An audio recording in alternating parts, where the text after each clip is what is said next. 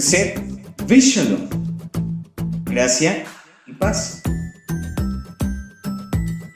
Instrúyete a través de nuestra próxima enseñanza desde la comunidad Llamas de Fuego para las Naciones, Colombia. Bueno, bendiciones para todos aquellos que se conectan. Le damos gracias al Padre por este tiempo especial. Seguimos en este camino de Jeremías. Hoy entramos y desarrollamos el capítulo 21. Entonces, capítulo 21 dice, no hay escapatoria de Babilonia. Entonces cada uno me va a ayudar con los contextos y el punto de interpretación de cada versión de la palabra que tengan y yo les voy indicando. Entonces, vemos aquí de lo que había pasado en los capítulos anteriores, pero algo que aquí vamos a mirar y se va a repetir un nombre, ¿cierto? Que es Pasur, pero este Pasur es totalmente diferente al Pasur que vimos en el capítulo 20. Entonces, para que de pronto si lo llegan a escuchar no se van a decir, es el mismo Pasur. No, no es el mismo Pasur. Este Pasur es totalmente diferente, es un nombre totalmente a lo que hablaba en el capítulo 20. Entonces, pues vamos a iniciar del versículo 1 al versículo 2, mi Dani. Dice, no hay escapatoria de Babilonia. El Adón habló por medio de Jeremías cuando el rey Sedequías envió a Pasur, hijo de Malquías, y al sacerdote Sofonías, hijo de Maaseías, para hablar con el profeta. Le suplicaron, por favor, habla al Adón por nosotros y pídele que nos ayude. El rey Nabucodonosor está atacando a Judá. Quizá el Señor sea misericordioso y haga un poderoso milagro como lo ha hecho en el pasado. Tal vez obligue a Nabucodonosor a que retire sus ejércitos. Entonces aquí hablamos, dice la palabra vino a Jeremías, cuando el rey Sedequías envió a Pasur, hijo de Malquías, y sacerdote de Sofonías, hijo de Maasías. Pero ¿quién era Sedequías? Empecemos por ahí. Sedequías en hebreo significa Yahweh es mi rectitud. Fue el último rey del reinado de Judá, que reinó aproximadamente entre 597 y 587 antes de Yeshua. Su figura marca el final del Estado judío independiente y el inicio del exilio de Babilonia tras la caída de Jerusalén. Hechos claves de él o que de pronto debemos por recordar, pues su duración de reinado fueron 11 años. El destino final de él fue cegado y deportado a Babilonia. Su padre, Josías, madre Amutal de Lina, y su nombre original era Matanías, pero lo cambiado por Nabucodonosor. Sabemos que todo fue como, por decirlo así, como todo fríamente calculado por lo que se venía del exilio, por decirlo así. Entonces Nabucodonosor lo sube al reinado como para que él ceda el trono y asimismo él permita también muchas cosas para poder ser exiliados todo el pueblo de Judá, el pueblo de Israel. Nombrado por Nabucodonosor tras la disposición de Joaquín de Judá, Sedequías era hijo de el reformador Josías de Judá y su entronización simbolizó la subordinación de Judá y el poder babilónico. Algo que sucedió acá con él fue que se vio la rebelión y se ve la caída. Aunque inicialmente fue un vástago fiel ¿de quién? De Nabucodonosor. El destino del rey Sedequías fue capturado en medio de las llanuras de Jericó, obligado a presenciar la ejecución de sus mismos hijos y posteriormente cegado, y fue llevado prisionero a Babilonia, donde allí murió. Su tráfico final fue interpretado por los textos que vemos en medio de Jeremías, y este capítulo inicia en medio de una crisis nacional. O sea, aquí ya había un caos. En este capítulo vemos que ya había un caos totalmente en Judá. Todo está desordenado, y entonces por eso viene como vemos ahí, por eso viene como el miedo de decir, ahora sí, Jeremías, quiero que vayas y supliques para que por favor no nos lleven de exilio. O sea, ya se estaba viendo que esto no tenía un retroceso, pero algo por subrayar es que cada capítulo no está, eh, digamos, por el año, sino los vamos a saltar, ¿sí? De pronto aquí vamos a mirar que este capítulo 21 ya vamos a ver que ya va a llegar Babilonia, y de pronto más adelante vamos a entrar al capítulo 22, 23, y nos vuelva a ver otra vez a devolver como a los inicios de Jeremías. Entonces, para que no está por orden, los capítulos nunca están por orden de Jeremías, sino hay que mirar, está en desorden, en fin, por decirlo así. Vuelvo a lo que era Sedequías. Sedequías envía a dos hombres importantes y vemos aquí que es Pasur, hijo de Malquías. Y el Pasur que veamos en el capítulo 20 era hijo de ¿quién? Volvemos por un momento.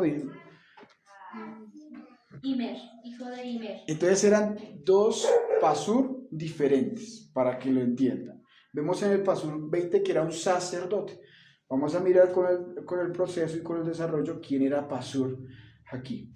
Entonces Pasur era un funcionario relacionado con la administración del templo y el gobierno. Sofonías, hijo de Masías, era un sacerdote y actuaba como intermediario religioso, y el rey buscaba respaldo profético porque Jerusalén estaba siendo amenazado por el rey Nabucodonosor. Ahora vamos a conocer un poco también de quién era Pasur. Pasur fue un alto funcionario, como lo dije hace un momento, en el reinado de Ezequías, mencionado en el libro de Jeremías. Formó parte de un grupo de príncipes y consejeros que se opusieron a Jeremías en los años previos de la caída de Jerusalén antes de Babilonia. Es una figura donde estaba relacionado con política y estaba dentro del juicio político, juicio divino. Aquí vemos que algo importante donde él vemos es que era hijo de Malquías y posiblemente de una familia real o sacerdotal. Y el punto que él hizo contra Jeremías fue un opositor muy clave, muy oficial en el punto de eso. También el final de él fue el reino de Judá en el siglo VI antes de Yeshua. Pasur aparece aquí en el capítulo 21, pero quiero también que vayamos por un momento a Jeremías 38. Si me ayuda Luismi, Jeremías 38, capítulo del 1 al 6. Aquí vemos un poco de Pasur. Jeremías 38, del 1 al 6. Cefatías, hijo de Matán, Gedarías, hijo de Pasur, Utcal, hijo de Selemías, y Pasur, hijo de Malquías. Ahí lo nombra. Oyeron a Jeremías pronunciar ante el pueblo las siguientes palabras: el Eterno dice, el que se quede en la ciudad morirá en guerra, o de hambre, o de peste. En cambio, el que salga y se entregue a los caldeos podrá al menos salvar su vida.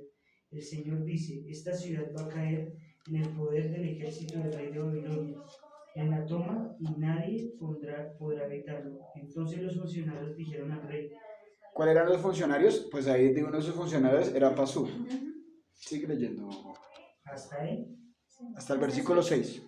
Entonces los funcionarios le dijeron al rey, hay que matar a este hombre, pues con sus palabras desmoraliza a los soldados que aún quedan en la ciudad, y a toda la gente. Este hombre no busca el bien del pueblo, sino su mal. El rey Sedequías le respondió, está bien, hagan con él lo que quieran, yo nada puedo hacer contra ustedes.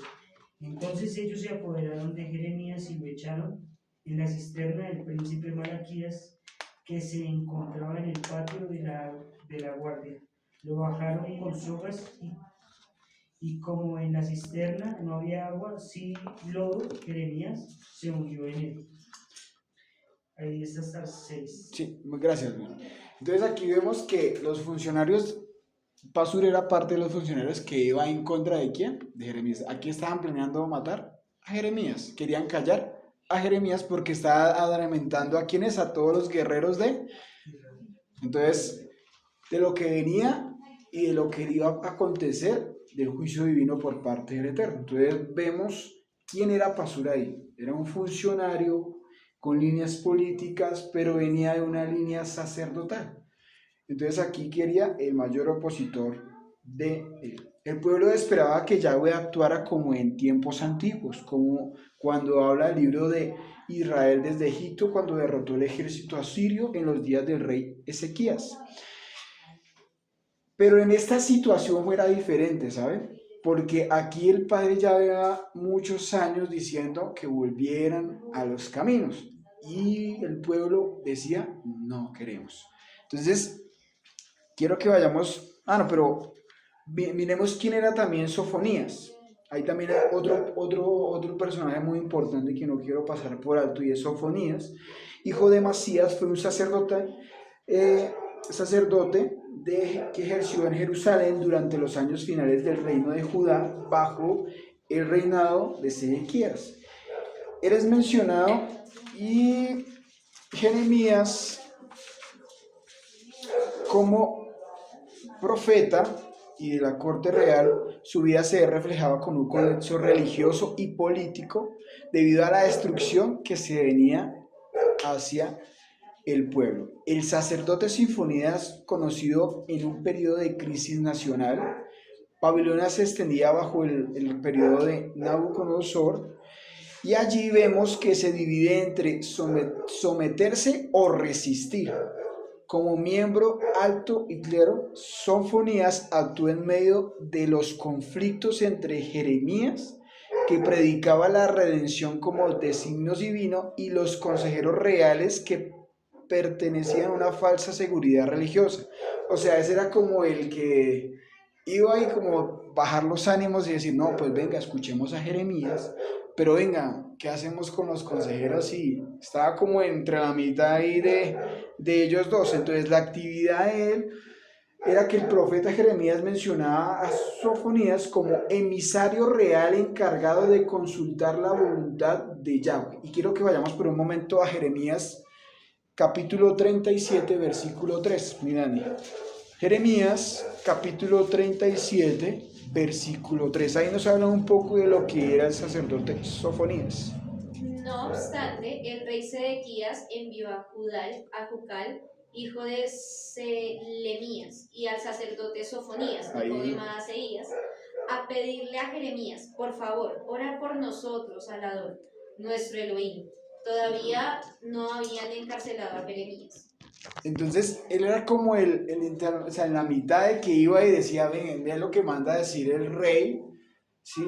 Para que por favor detengan el juicio que venga sobre Babilonia, porque ya veníamos que ya había una crisis nacional, ya venía totalmente una destrucción, porque ya Babilonia los tenía rodeados, o sea, Babilonia ya tenía rodeado al pueblo de Judá, ya iban a entrar a exiliarlos y acabar totalmente todo. Entonces, ¿qué hacía el sacerdote? Iba y trataba como de arreglar, de conciliar, de decir, tenga misericordia. Pero Jeremías ya había hablado durante mucho tiempo, y Jeremías, vemos aquí el carácter de un hombre de Dios, que en medio de él, decir, no, él con lo que el Padre habló, se cumple. Entonces era un hombre puesto por Yahweh, porque aún viendo, muchos ya diciendo, no, venga, perdónenos, venga. Él habló durante el tiempo necesario para que hubiera un arrepentimiento. Pero el Padre fue justo, y realmente aquí el Padre vemos que coloca un hombre de Dios, donde dice, el Padre ya habló, el juicio ya es dado. Entonces vemos ahí que cómo es el tener una relación con mi Padre.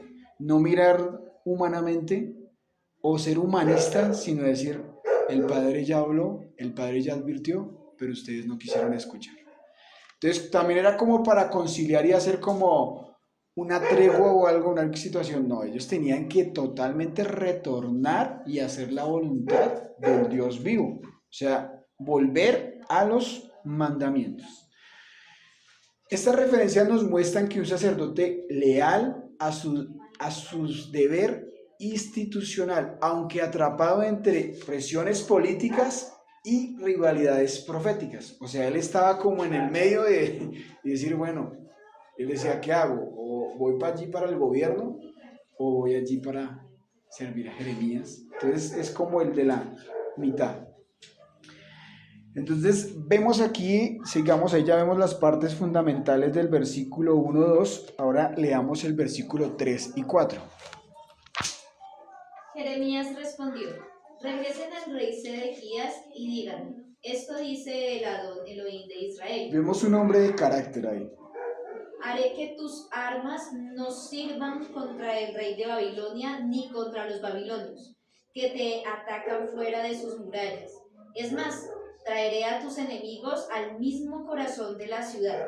Yo mismo pelearé contra ti, con mano fuerte y brazo poderoso, porque estoy muy enojado. Me has puesto furioso. En lugar de ayudar a Judá, Yahweh declara que hará retroceder las armas del propio pueblo. Y vemos que aquí lo que significa es que toda la fuerza humana quedaba inútil. Las defensas militares, las murallas, los soldados no podían sostener a la nación que había roto, ¿quién? Un pacto. No se les olvide lo que estaba haciendo el pueblo de Israel. Él se había olvidado de los principios y del orden y de los mandamientos, y ellos permitieron el cruce de culturas, de otros dioses, de otras situaciones. Entonces vemos que el Padre siempre quiere y anhela que el Padre vuelva para un arrepentimiento genuino y verdadero, que Él vuelva y retorne.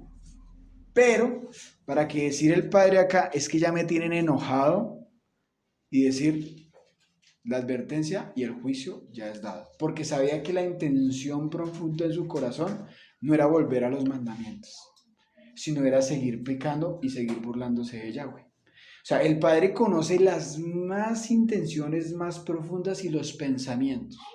A él no lo podemos engañar. Porque si el Padre hubiera visto una intención verdadera, realmente un corazón arrepentido, como lo hizo con Moshe, cuando dice, pero ¿qué van a decir? Que los sacaste para matarlos en el desierto. Pero aquí conocían la intención de ellos. Entonces, ver aquí el enojo de Yahweh contra ellos, o sea, las mismas fuerzas, o sea, mismas armas no iban a servir.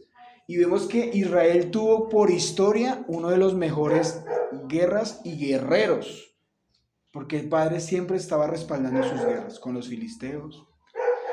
Vemos guerras con Israel que la mayoría las ganaron, pero aquí ellos olvidaron fue el pacto. Cuando olvidan el pacto, no hay nada que hacer. Se entregaron, por decir, se entregaron solos, porque olvidaron quién es el Padre poderoso. Y quiero que vayamos por un momento y recordemos Éxodo 15:3, que aquí aparece un contraste importante, donde Israel siempre había conocido a Yahweh como un guerrero que peleaba a favor de su pueblo.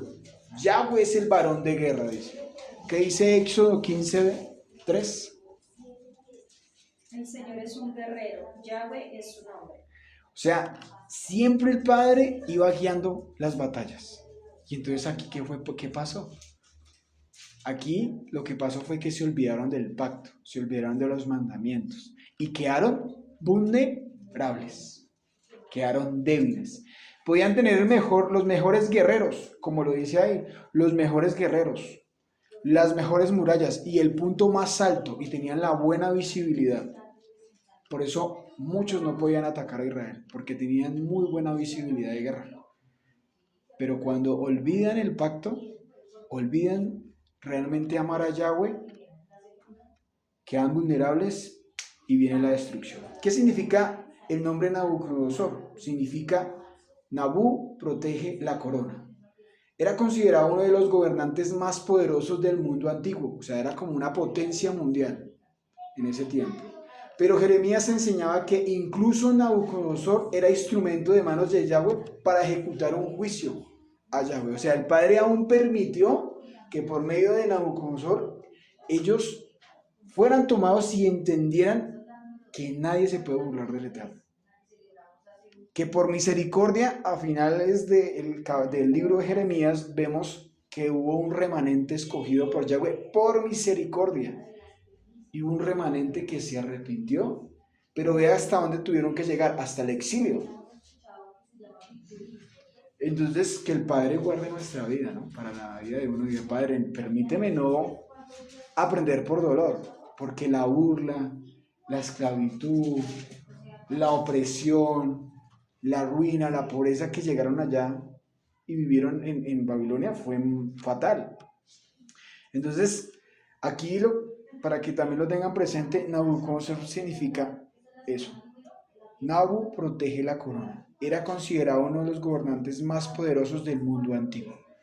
Por eso entonces uno dice, tantas guerras que ganó Israel. Pero aquí vemos, olvidaron el pacto. Olvidaron los mandamientos. Olvidaron buscar a un Dios verdadero. Versículo 5. Yo mismo pelearé contra ti con mano fuerte y brazo poderoso, porque estoy muy enojado. Me has puesto furioso. Jeremías, dice acá, Jeremías enseñaba esta frase muy profunda donde mano extendida y brazo fuerte. Era una expresión usada para describir cómo Yahweh sacó a Israel del Egipto. Quiero que busquemos Deuteronomio capítulo 4, versículo 34. Ahora la misma expresión aparece en juicio. El mismo poder que antes liberó, ahora venía ¿qué? La destrucción, disciplina venía. Esto muestra un principio. La santidad de Yahweh no tolera el pecado. La santidad de Yahweh nunca va a tolerar el pecado. ¿Qué dice Deuteronomio capítulo 4, versículo 34? ¿Quién lo tiene? ¿O ha intentado Elohim venir a tomar para sí una nación de medio de otra nación, con pruebas, con señales, con milagros y con guerra, y mano poderosa y brazo extendido, y hechos aterradores con todo lo que hizo con ustedes? Yahweh su Elohim en Misraim, ante sus ojos. Egipto. Sigue el versículo 35. A ti te fue mostrado para que supieras que Yahweh es Elohim y no hay otro fuera de él. Desde los Shamaim te hizo oír su voz para enseñarte, y sobre la tierra te mostró su gran fuego, y has oído sus palabras de en medio del fuego. O sea, el Padre siempre guardaba al pueblo de Israel. Siempre acampó y lo sostuvo con mano extendida y con mano fuerte. Pero entonces, ¿qué pasó aquí? O sea, era tanto el pecado que había en este momento que la misma mano extendida y fuerte vino en contra. ¿Por qué? Porque la santidad de Yahweh no tolera el pecado. ¿Qué hacían ellos? No se les olvide a los dioses que ellos hacían. Aún entregaban a sus mismos hijos en sacrificio. Sus cosechas. Se burlaban de sus ungidos. Iban a matar a Jeremías. O sea, ve hasta dónde iba a llegar el pecado en este momento. O sea, se olvidaron totalmente que había un caos, ¿verdad? Brujería, hechicería, adulterio, fornicación. Era, mejor dicho, un desorden totalmente. Por eso, aún el Padre acá dice, aún con mano extendida y con fuerte, así mismo vendrá la opresión para ellos, porque no quisieron tener un arrepentimiento. Ese enojo y ese furor en el pensamiento hebreo nos está enseñando y nos describe la pérdida de control emocional con los seres humanos, donde habla la reacción justa de un Yahweh, de un Adonai, frente a la corrupción y frente al pecado que los muestra inmorales. Entonces, algo que el Padre nos enseña es que debemos andar cada día en integridad. Aún mayor, somos responsables cuando la palabra se nos revela la misma vida de nosotros. Nos volvemos responsables de que el Padre nos muestra cómo debemos andar en santidad y en obediencia, y asimismo el Padre nos va a prosperar. Como prospera tu alma, va a prosperar todas las cosas en tu vida. Estamos hablando de tu alma. Estamos hablando financieramente. Como prospera tu alma, va a prosperar absolutamente todo. Pero si no estamos haciendo las cosas delante del Padre, va a llegar un momento que el Padre ya no te va a tolerar. Porque dices, te he entregado el rollo, te he entregado lo más valioso, se te ha revelado el Espíritu de Yahweh en tu vida, pero tú sigues burlándote de Él. Y llegará aquel día en la vida de cada uno de nosotros que vamos a pasar al tablero o estemos delante de Yahweh. Y ahí donde va a sacar el Padre, vea, estas son tus obras, esto es lo que hiciste. Si no, hay un arrepentimiento verdadero. Él es fiel y justo para con todos. Por eso, cada día tenemos que pedirle al Padre, decirle, Padre, ayúdame a retornar y hacer correctamente. Pero ¿cómo yo tengo que entender o cómo debo saber andar correctamente de mi Padre? Por medio de la Escritura. La Escritura siempre va a ser un manual de vida para nosotros. Bendito el Eterno si el Padre se te ha revelado. ¿Cuál es el deber como hijos que somos? Ponerla en práctica. Eso va a ser bendición para mi vida o puede ser maldición para mi vida. Siempre van a haber dos caminos, siempre, para escoger lo bueno o lo malo. Por eso dice, Padre, ayúdame a discernir entre lo santo y lo profano bajo la voluntad perfecta que es tuya, porque a veces nosotros queremos acomodar muchas cosas a mi modo. Eso querían hacer ellos. No, venga, hablemos, ve y habla con Jeremías, tendremos como una conciliación, yo tengo estos dioses. No, si el Padre vio la intención, por eso el Padre derribó y quedó piedra sobre piedra. Versículos 6 y 7, Dani.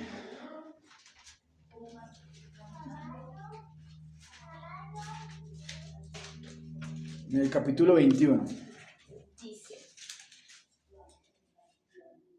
enviaré una plaga terrible sobre esta ciudad y morirán tanto la gente como los animales.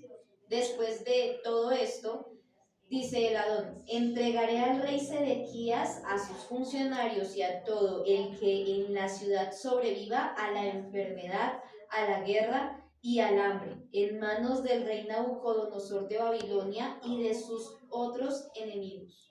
Tremendo. Entonces Jeremías anuncia pestilencia, espada, hambre. O sea, venía un juicio. Estas tres calamidades aparecen repetitivamente en los profetas como señales de juicio del pacto. Y quiero que vayamos por un momento a Levítico 26. El Padre siempre ha advertido antes de que venga el juicio, nadie puede decir que el Padre no advirtió. Siempre advierte el Eterno. Y le da una advertencia. Y dice, hey, haz un alto, examínate de cómo estás andando, siendo sincero delante de mi Padre, y si ves que el Espíritu de Yahweh confronta tu vida, sé humilde y vuelve y retorna al camino y a la senda en santidad apartado para Él. Y muchos dicen, no, pues yo estoy bien. Vamos a ir a ver a la Escritura que el Padre siempre nos enseña. Pero entonces no leamos todo el capítulo, sino leamos los primeros 5. ¿Quién tiene Levítico 16, cierto? 26. Bueno, ¿qué dice Luismi en tu versión? 26 desde el 1. Sí, yo te digo en qué momento. No se hagan ídolos, imágenes, y no levanten en su país piedras sagradas ni piedras grabadas, no se inclinen ante ellas, porque yo soy el Eterno, respeten mis Shabbat, tengan reverencia por mi santuario, yo soy el Eterno. Si siguen mis leyes y cumplen mis mandamientos Oído ahí. y los practican, yo les enviaré lluvia a su tiempo, y la tierra y los árboles del campo darán su fruto, tendrán trigo hasta la cosecha de las uvas, y las uvas hasta el tiempo de la siembra. O sea, vendrá bendición. Pan hasta quedar satisfechos, y gozarán de tranquilidad en el país, y les daré bienestar en el país, y dormirán sin sobresaltos. Pues yo O sea, tranquilos. de los animales feroces de las guerras. Ustedes harán huir a sus enemigos, y ellos caerán a filo de espada ante ustedes. 5 de ustedes harán huir a 100. 100 de ustedes harán huir a 10.000. Sus Protección. enemigos caerán ante ustedes a filo de espada. Los miraré a ustedes con buenos ojos y los haré crecer en número, y mantendré en ustedes mi alianza. Comerán del trigo almacenado en años anteriores y hasta que tengan que desalojarlo para almacenar el trigo nuevo. Yo viviré entre ustedes y no los rechazaré. Constantemente andaré entre ustedes y seré su Elohim y ustedes serán mi pueblo. Yo soy el Eterno, su Elohim, que los Sí. sacó de Egipto para que no siguieran siendo esclavos de ellos. Yo rompí el yugo que pesaba sobre ustedes y los hice andar con la frente en alto. Lee el 14, Luis. Sin embargo, ¿qué dice? Pero si ustedes no me obedecen, Si ustedes no escuchan, o sea, si ustedes no tienen Shema, ¿sí? Shema, ni obedecen, ¿sigue? poner en práctica todos estos mandamientos, Y mira, y mira lo que dice el 15. sino que rechazan y menosprecian mis leyes. Aquí en esta versión dice, si rompen mi pacto al rechazar mis decretos, Y no cumplen con ninguno de mis mandamientos, faltando así a mi alianza, yo también haré lo siguiente con ustedes. Les enviaré mi terror, epidemia mortal, fiebre, enfermedades de los ojos, decaimiento del cuerpo. De nada les servirá sembrar, porque sus enemigos se comerán la cosecha, y yo me pondré en contra de ustedes y serán derrotados por sus enemigos, serán dominados por aquellos que odian y tendrán que huir aunque nadie los persiga. ahí, dejémoslo hasta ahí. Entonces, el Padre da el camino de bendición, ¿cierto? Qué bonito cuando inició el versículo 1 del capítulo 26, ¿cierto? Tremendo, bendición. Pero llegamos al versículo 14, dice, pero sin embargo, dice ahí un momento, dice, pero sin embargo, si no escuchas, o sea, Shema, si no escuchas ni obedeces todos mis mandatos y no los pones en práctica, ¿qué va a venir? Y ahí usted puede leer todo el restante del capítulo, viene juicio a los desobedientes. Y vuelve, quiero que vayamos también, y lo hemos leído, en el Deuteronomio capítulo 28. Yo creo que todos en algún momento lo hemos leído. Y habla de bendiciones y de maldiciones. Bendiciones por la obediencia, dice, si obedeces, acá dice, si obedeces al Señor tu Dios en todo y cumples cuidadosamente tus mandatos que te entrego hoy, el Señor tu Dios te pondrá por encima de todas las más que naciones del mundo. Si obedeces al Señor tu Dios, recibirás las siguientes bendiciones. Y ahí el Padre comienza otra vez lo que le estaba leyendo Luis ahorita. Si tú bendices tus campos, el Padre te prosperará en tus rebaños, tus manadas. El Padre será bendito de todo lo que tú hagas. Y llegamos al capítulo 15 donde dice, pero si te niegas a escuchar al Señor tu Dios, tu Yahweh, y no obedeces los mandatos y los decretos que te entrego hoy, caerá sobre ti todas las maldiciones. Entonces, todo lo que escuchamos en el capítulo 16, y quiero que en tu casa lo leas. Es decir, y subrayen esos capítulos porque dice el Padre, son dos caminos que el Padre siempre va a mostrar. O eres de Yahweh o vas en contra de Yahweh. O eres del Padre y eres hijo o no eres hijo. O somos o no somos. Entonces, el Padre siempre va a llamar al pueblo con un arrepentimiento verdadero para uno ser hijo del Eterno en todo momento y en toda circunstancia, y nunca olvidar, importantísimo, el pacto de lo que el Padre hizo con cada uno de nosotros. Entonces, volviendo otra vez a Jeremías, ¿sí hubo advertencia desde nuestros antepasados? Claro que sí hubo. Pero ¿qué pasa como el ser humano? Que el ser humano se le olvida, ¿cierto? El ser humano se le olvidan muchas cosas. ¿Por qué? Por su debilidad y por su vulnerabilidad que tiene cada ser humano. Porque el ser humano es más caído, más corrupto. Por eso vivir en santidad y vivir en integridad y llevar a práctica el Eterno. Ahí es donde dicen muchos, oiga, esto es difícil. Esto es realmente para nacimientos verdaderamente que el Padre sostiene hasta el final. Esto no es decir, me llené de conocimiento y listo. Hice un posgrado, teólogo y demás títulos. Pero tú puedes conocer la palabra, como muchos sacerdotes aquí en Judá conocían palabra, pero no tenían un nacimiento verdadero. No había realmente un nacimiento correcto delante de mi Abba. Por eso todos los días nosotros estamos en ese caminar, decir, Padre, ayúdame a doblegar, ayúdame a volver siempre al origen de todo, o sea, al pacto que el Padre estableció con nuestros antepasados. Por eso ahora sí era el juicio, porque se burlaban del Eterno.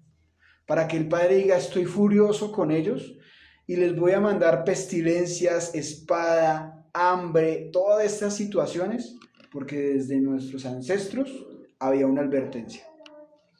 El hambre venía por el sitio de Jerusalén, Babilonia, rodeaba ciudades hasta cortar alimentos y agua.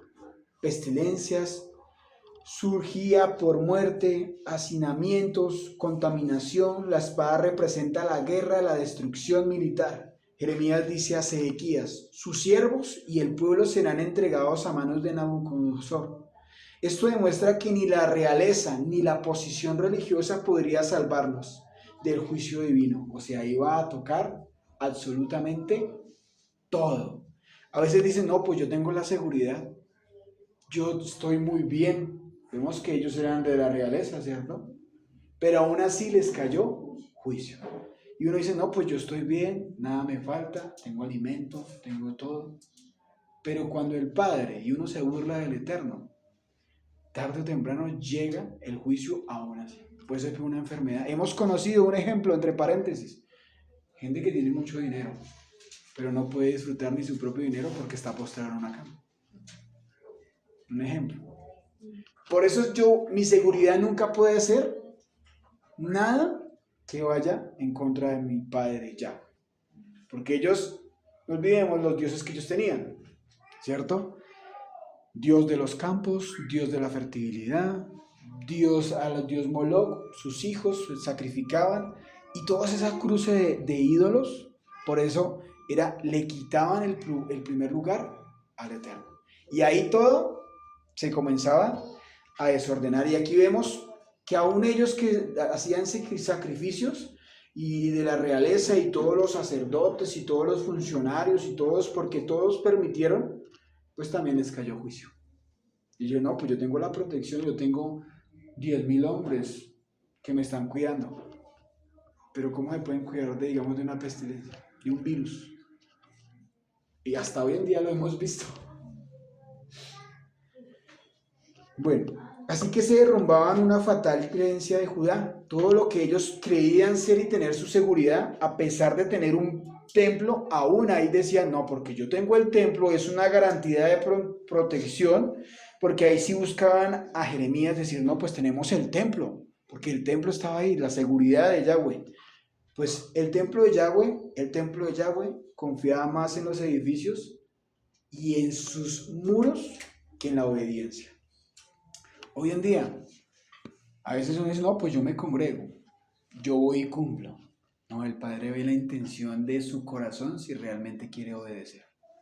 Tú puedes ir a congregarte muy juiciosamente, pero ¿cómo estás viviendo cuando sales del templo? Y no olvidemos que ¿quién es el templo hoy en día?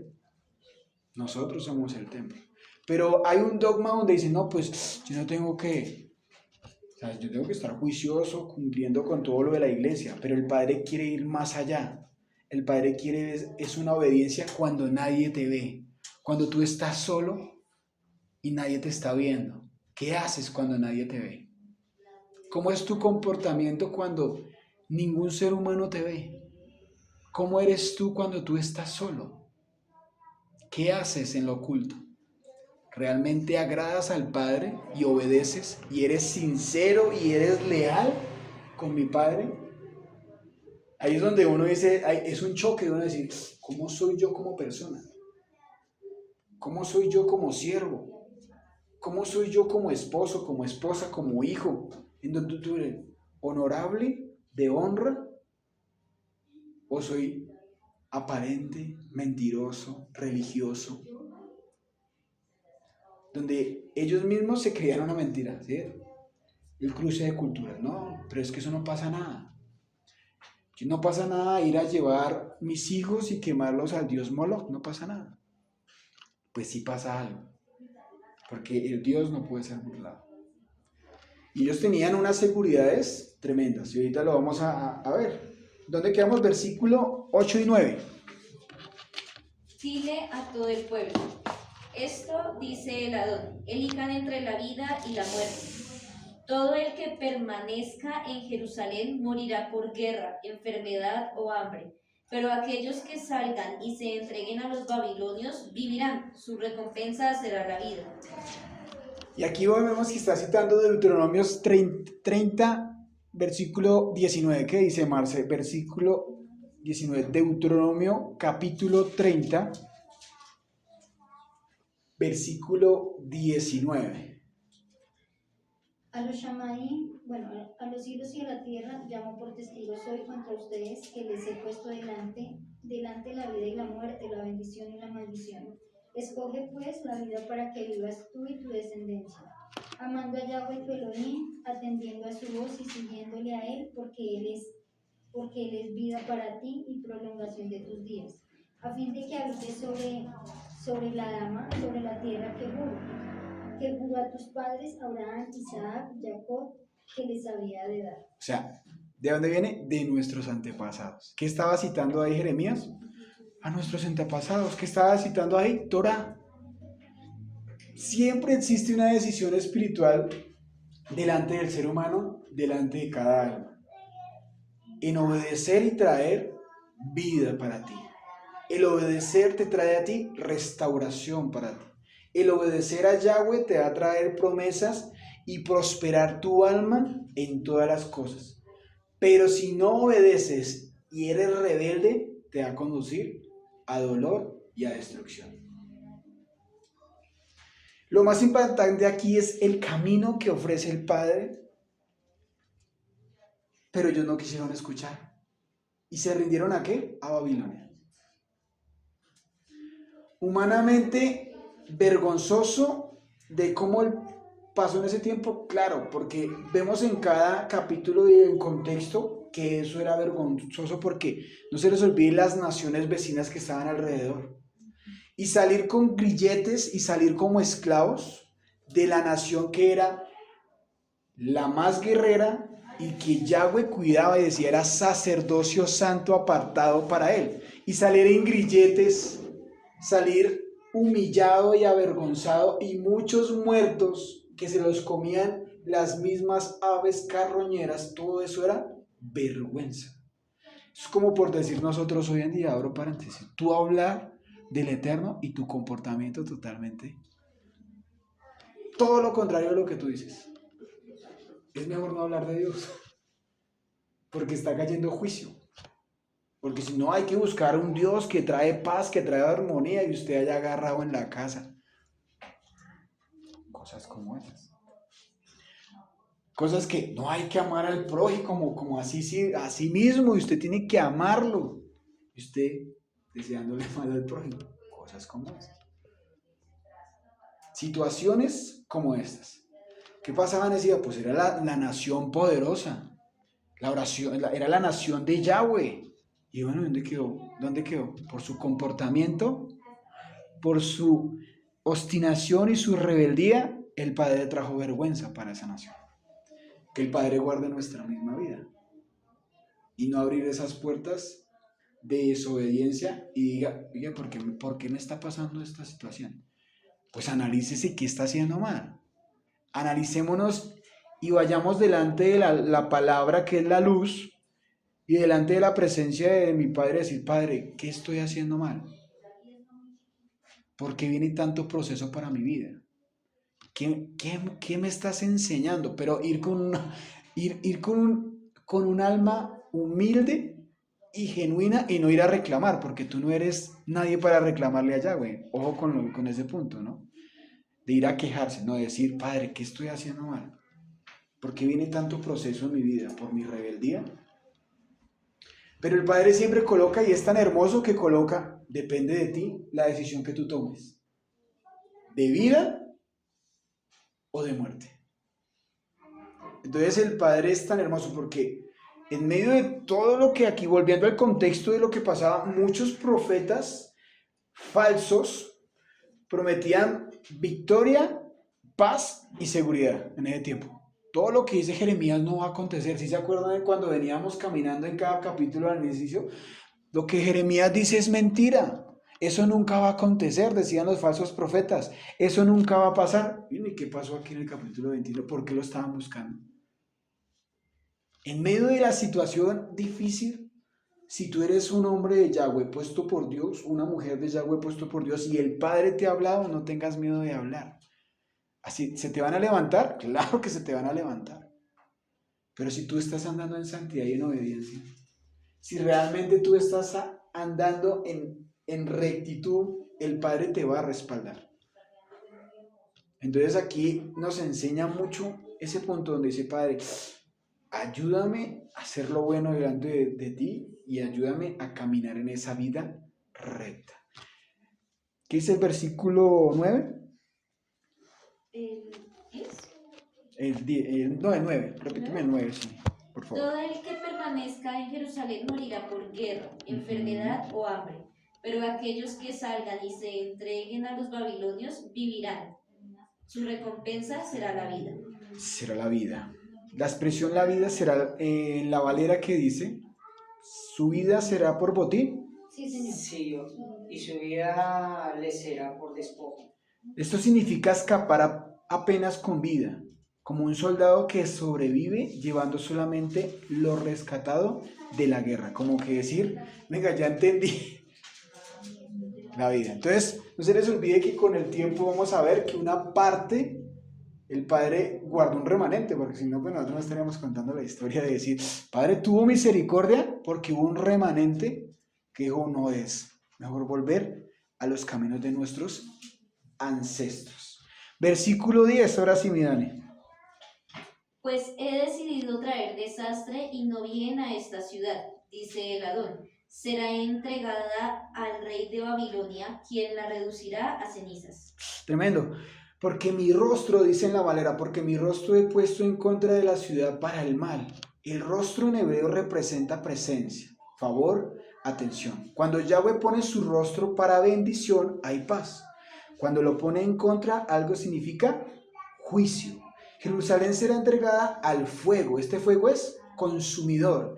Este que se cumplió históricamente con Babilonia, que destruyó la ciudad del templo en los años 586 antes de Yeshua. La destrucción del templo fue uno de los eventos más traumáticos de la historia hebrea. Parecía el fin de todo. Sin embargo, incluso en medio del juicio, Yahweh persevera un remanente, lo que yo les decía. Hubo un juicio, pero hubo un remanente que el Padre tuvo misericordia. Versículo 11 y 12. Dile a la familia real de Judá, escuchen el mensaje de Yahweh.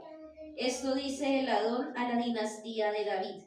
Hagan justicia cada mañana al pueblo y que ustedes juzgan. Ayuden a los que han sufrido robos, rescátenlos de sus opresores. De lo contrario, mi enojo arderá como fuego insaciable debido a todos sus pecados. Entonces aquí vemos una responsabilidad del rey, o sea, un linaje que representa el carácter de Yahweh. Gobernar no era solamente en lo político o lo estructural, sino aquí la tarea también era espiritual. ¿Qué? Que abandonaron el linaje que venía de David. Se olvidaron totalmente. El rey debía defender ¿qué? Al oprimido, hacer justicia y proteger al débil. Pero los líderes de Judá, ¿qué estaban haciendo? Más corrupción, más violencia. Esto conecta con muchos los profetas que muchos decían aprender y hacer el bien, buscar y ser justos. Eso lo vemos en Isaías capítulo 1, versículo 17. Lo vemos también en Miqueas, donde siempre el Padre decía aprender y hacer lo bueno y buscar la justicia. ¿Qué debemos hacer cada uno de nosotros? Aprender a hacer lo bueno y ser hombres justos, hacer justicia, amar la misericordia y hacer humilde y humillarte delante del Eterno. Pero vemos aquí que la relación, todo se perdió. todo. Era como por decir, o sea, ¿cómo lo defiendo? Si todo lo que están haciendo va en contra de Yahweh. Todo su comportamiento de Judá, y cada capítulo que vamos avanzando, vuelve y dice, y me enojó, y no hay arrepentimiento, y no quisieron volver, y no quisieron retornar. Entonces, la injusticia estaba totalmente desembocada contra el pueblo de todos. Había todos esos reyes, todos esos reyes, todos esos funcionarios. La injusticia estaba rota delante de Yahweh y se rompió también la relación con Yahweh. Versículo 13 y 14. Yo pelearé personalmente contra el pueblo en Jerusalén, esa poderosa fortaleza, contra el pueblo que se jacta. Nadie puede tocarnos aquí, nadie puede entrar ¿Qué aquí. tal ese orgullo? Y yo mismo los castigaré por ser tan pecadores, dice el David. Bueno, y aquí entramos a algo importante, nos vamos a detener en esos dos que son muy importantes y quiero contarles de la estructura geográfica de Jerusalén y por qué eran tan orgullosos. Dije, ahí sonaron muy altivos y muy orgullosos ahí. Jerusalén estaba en una llanura abierta con muchas ciudades antiguas y estaba rodeado de barrancos y elevaciones. Las tres más importantes eran la Valle de Cedrón, ubicada al oriente de Jerusalén, que separaba la ciudad de los montes de los olivos. Era un valle profundo y estrecho. Servía como protección natural contra los invasores del este. En los tiempos de la escritura, el Cedrón, el valle del Cedrón, también tenía significado espiritual y profético. Muchos reyes destruyeron allí objetos de idolatría y quiero por un momento qué significa, y es en el Segunda de Reyes, capítulo 23.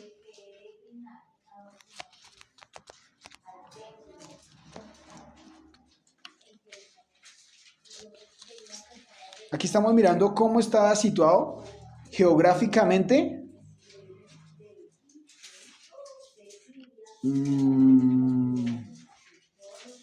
Pero entonces el versículo... Bueno, aquí vemos todas las reformas religiosas de Josías, pero si quieren por qué está largo, estudienlo en casa y aquí vemos lo que pasaba en este valle, la importancia que era este valle para no extenderme. Aquí vemos el otro valle geográficamente donde estaba, es el valle de Hinón, ubicado al sur y al sureste de la ciudad. En hebreo es Hein Hinón.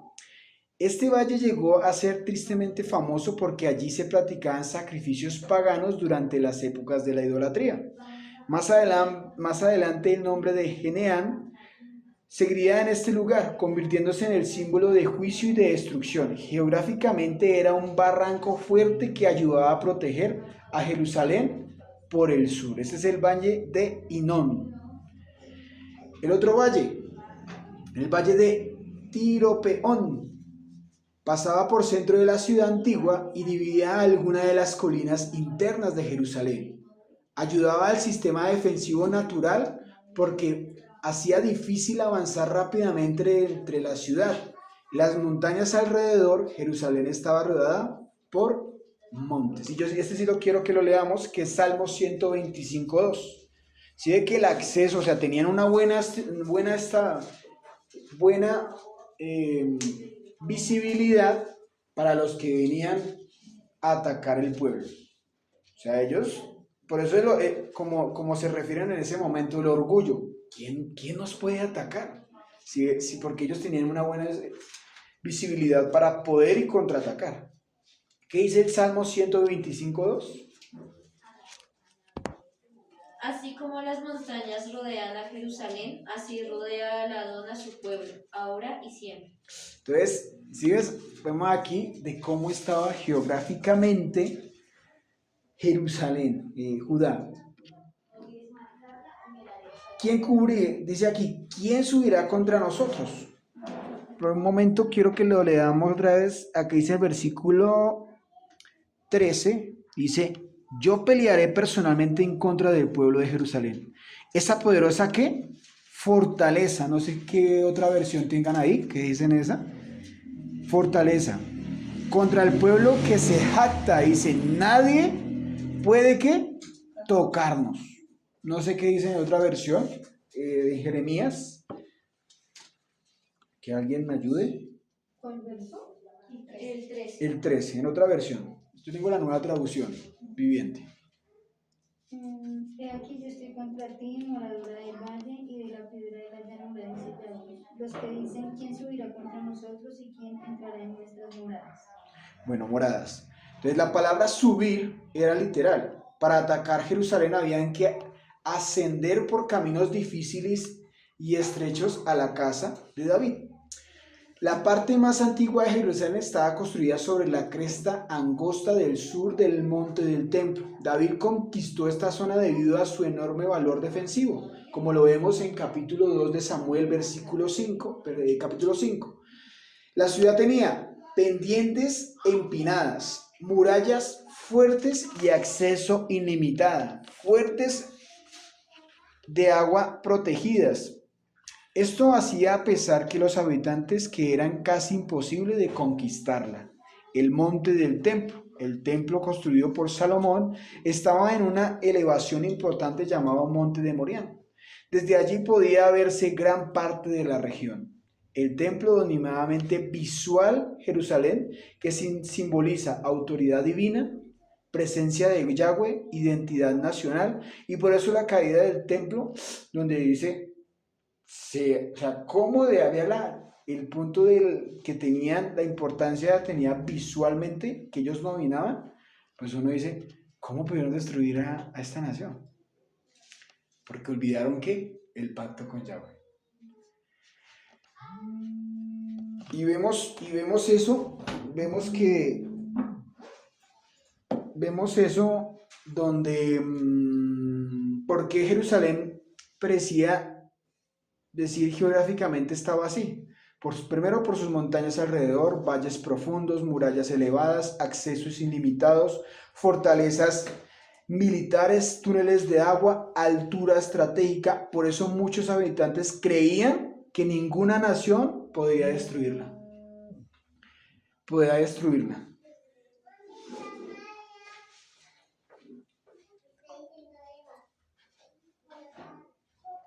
Y incluso antes, Asiria no había podido tomar a Jerusalén en tiempos de Ezequías. Eso produjo una falsa confianza espiritual. Pensaban que la ciudad nunca caería. Y el problema aquí fue que olvidaron el pacto. Cuando yo voy en contra de la Torá, tus seguridades salgan a un segundo plano. Todo queda a un segundo plano porque quedas vulnerable. Ellos pensaban que porque estaban así estratégicamente y geográficamente, nadie podía destruirlos. Por eso muchas veces cuando Jeremías decía, viene destrucción y viene juicio, no le creían. Porque geográficamente estaban muy bien situados. Por eso cuando vino la destrucción, y en ese momento en el capítulo los tenían rodeados, ya estaban rodeados a punto de entrar. Tenían a Jerusalén. Y en una palabra también dice que habían muchos valles, muchos árboles, mucha llanura, donde era difícil el acceso. Entonces, aquí algo que el Padre muestra que es mi seguridad, no lo es todo. ¿Cuál es tu seguridad hoy en día? ¿Tu trabajo? ¿Cuál es tu seguridad hoy en día? ¿Qué pasaría si Yahweh te quitara eso? Lo que más amas. ¿Qué pasaría si el Padre te quita esa seguridad? ¿Le vas a seguir creyendo al Eterno con todo tu corazón? ¿Vas a seguir avanzando? ¿Vas a seguir creyendo con la misma pasión y servirle al Eterno cuando el Padre te quita lo que más amas? Tu trabajo, tu profesión, tu entrada financiera, tu salud. ¿Qué pasa si el Padre permitiera que, estamos hablando, lo permitiera? ¿Cómo seguiríamos? Que el Padre nos guarde, que pasamos sucesos difíciles donde tú digas, puedes quedarte viudo, tu esposa va a morir, tu hija va a morir. El Padre, yo sigo creyendo, yo sigo avanzando. ¿Qué viene en el pensamiento? Cuando no tengo una sola moneda. ¿Cómo es tu actitud? De decir, Padre, no importa, voy a seguir creyendo, voy a seguir sirviendo con todo mi corazón. O comienzo a quejarme. ¿Cómo es ese momento? Ahí es donde uno dice, tengo que examinarte, porque aquí es donde dice, quitó toda la seguridad. ¿Cómo es tu comportamiento cuando nadie te ve? Porque dice, ¿cómo estás? Bendecido y afortunado, gracias a Dios. Pero tu alma, ¿cómo está? A Yahweh no le podemos mentir. Por eso ahí sí se vieron acorralados y ahí sí buscaron a Jeremías. No, venga, conciliemos. Venga, esto sí va en serio. Oye, viene el juicio. ¿Cómo hacemos? El Padre, ¿cuánto tiempo te habló? ¿Cuánto tiempo le habló a Judá para que se arrepintiera? ¿Cuánto tiempo te ha hablado a ti para que te arrepientas? ¿Cuánto tiempo el Padre te ha hablado y te ha revelado lo que debes cambiar y no lo haces? Eso ya cuenta como pecado. Por eso hay que retornar. Por eso hay que volver al origen. ¿Duele? Claro que duele. ¿Cómo no va a doler que a uno lo reseteen a uno y la conducta que tú tenías durante 20 años, 15 años, 10 años dicen no me gusta, no me gusta, no me agrada eso? Le dice el Padre, cambie, muera. Pero es que es tan difícil, muera.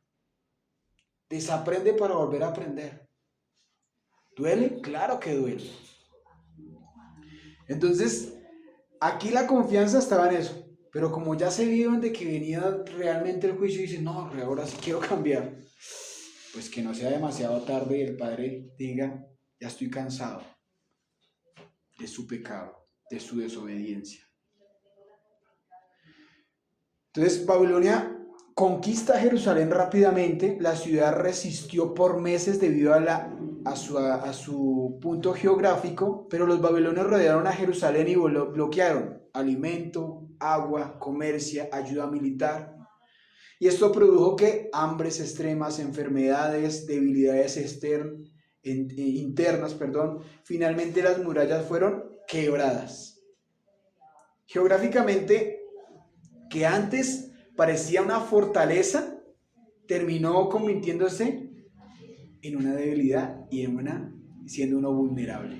Eso es como decirle, uy, pero yo te veo muy fuerte, tú eres como un roble, pero no sabe cómo está tu alma diciendo, yo necesito ayuda. Pero el orgullo y el ego no me deja. Entonces, que el Padre no permita llegar como pasó aquí en este momento. Es decir, aprendieron por dolor, imagínate. Y fueron vergüenza para muchos. Entonces, la ciudad, aquí se otra vez vuelve a repetir, la ciudad confiaba en altura física, protección natural, poder humano, fortaleza, pero eso no era ¿qué? Nada suficiente, no. Y el Padre siempre decía, vuelvan.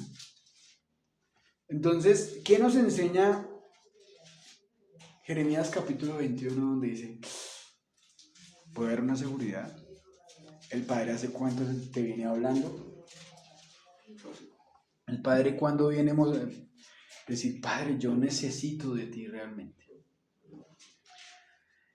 Y la palabra enim, que significa estoy aquí o aquí estoy, yo mismo me presento, estoy actuando directamente contigo, es muy profunda en las Escrituras. Normalmente aparece cuando hay una manifestación directa y personal de Yahweh. Y tiene 3 letras muy importantes. Enim, que significa que está Hei, Nun y Yo. ¿Y qué representa eso? Dice, la mano de Elohim es mi autoridad y acción divina. Una palabra comunica a Yahweh mismo y se levanta directamente en contra de Jerusalén. No era simplemente Babilonia atacando, no, era un juicio espiritualmente manifestado por medio de Yahweh. Aquí también encontramos la morada del valle. En el hebreo es Yod-Bet Hat-Nek. Jerusalén estaba rodeado por valles como Cedrón y Non, y naturalmente parecía protegida, pero aquí el valle tenía también un símbolo espiritual. Emek, valle, en el hebreo. Valle, en hebreo es Emek. Y esto tiene tres letras que es Ayin, Men y Of, y que significa lo oculto, lo que está detrás de la superficie, también separa la separación o la santidad. Sugiere un lugar profundo donde se revela las verdaderas condiciones del corazón. Jerusalén estaba físicamente elevada, pero espiritualmente había descendido, perdón. ¿Qué voy con todo esto y lo que el Padre anhela en cada uno de nosotros? Que volvamos, nos examinemos de cómo hemos venido caminando. Si tú te pudieras mirar por un momento y decir, Padre, ¿cómo yo estoy haciendo las cosas delante de ti? Y si el Padre te revela, decir, Padre, necesito separarme lo que me contamina para vivir una vida en santidad y en obediencia.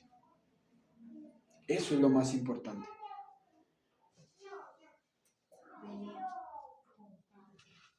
Dice la roca de la llanura. En el hebreo significa Tusur Amisor. Tusur roca. Esta palabra suele usarse para describir algo firme, fortaleza y refugio. Y en el hebreo nos simboliza de seguridad. Jerusalén confiaba en sus defensas naturales y su posición estratégica. Pero el problema era que confiaba en la roca física y no en Yahweh, quien era llamado verdaderamente la roca de Israel. En Deuteronomio 32:4 vemos, Él es la roca cuya obra es perfecta. Habían reemplazado la confianza espiritual por la seguridad humana. Quizás subirá contra nosotros. Aquí aparece el orgullo nacional de todo un pueblo. Jerusalén creía ser invisible porque tenía murallas fuertes, poseían el templo y era la ciudad de David.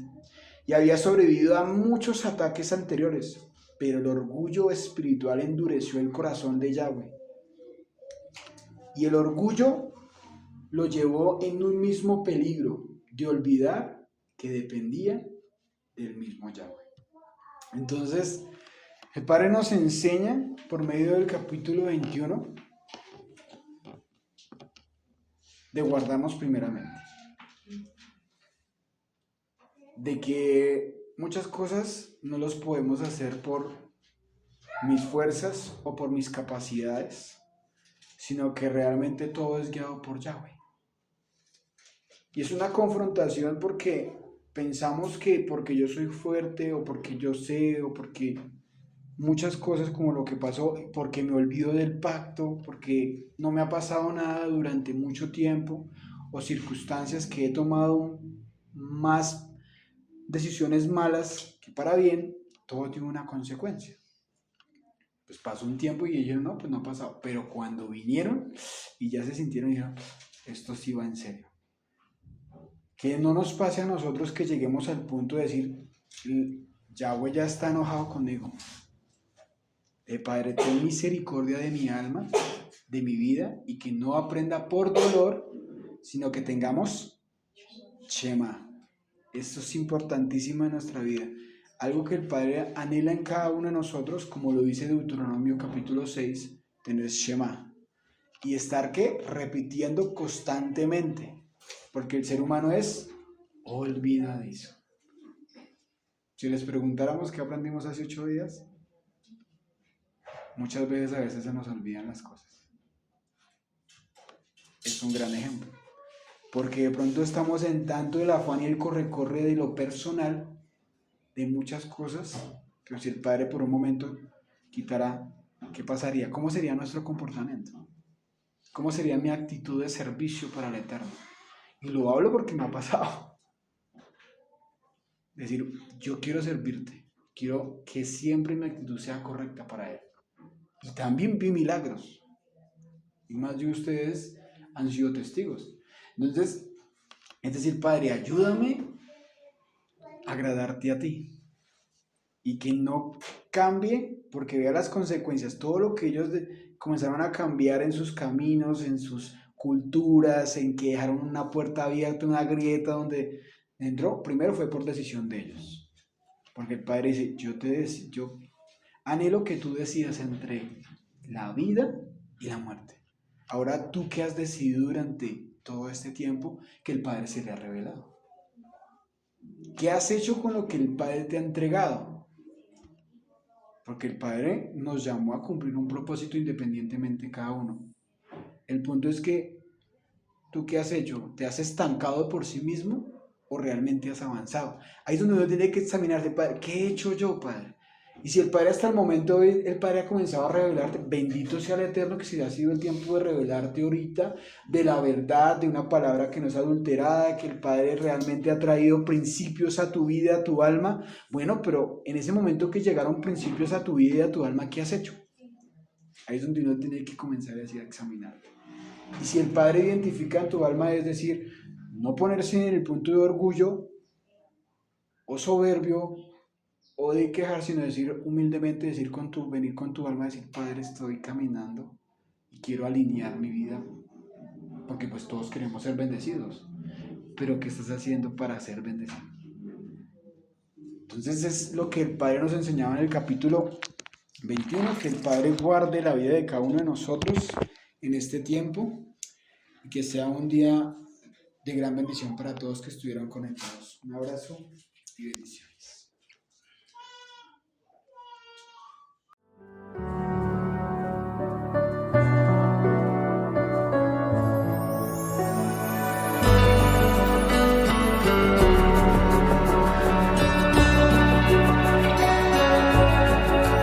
No obstante, he aquí, vienen días, dice el Señor, cuando no se dirá, vive Dios quien hizo subir a los hijos de Israel de la tierra de Egipto.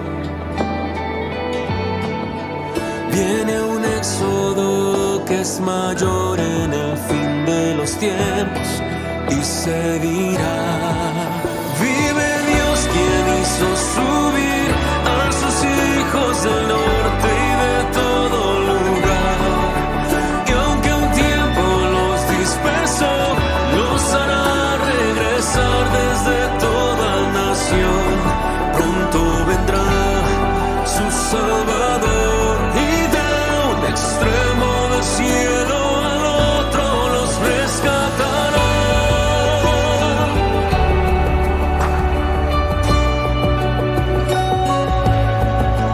No obstante, he aquí, vienen días, dice el Señor, cuando no se dirá, vive Dios quien hizo subir